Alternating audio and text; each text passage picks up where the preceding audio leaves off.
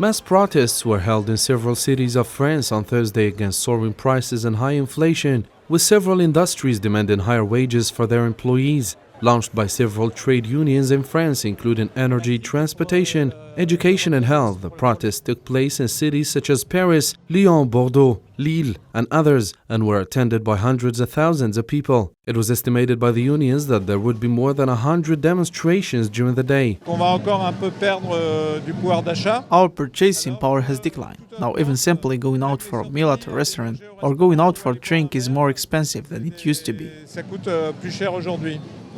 About 40,000 people took to the streets in Paris. The union said that in the face of the inflationary pressures, the current French government's response measures could not meet the demands of citizens. Civil servants, retirees, students and low-income earners, in particular, have not received adequate support, and neither wage growth nor social assistance has been adequate. Since the end of 2021, rising oil and gas prices in Europe have driven inflation to rise, and the continued inflation has made the French people anxious. During the parade, many participants pointed out that the deterioration of the current situation is closely related to Europe's blindly following the US sanctions against Russia.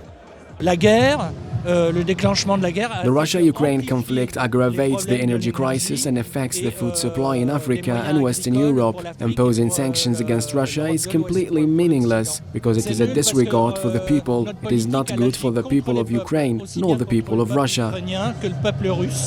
More and more French people have realized that imposing sanctions on Russia is not an effective way to resolve the conflict between Russia and Ukraine. On the contrary, this has caused ordinary people to bear higher prices and living costs. Among the problems that the French government will face next, the most important thing is to ensure normal heating in the coming winter, in addition to protecting purchasing power and curbing inflation.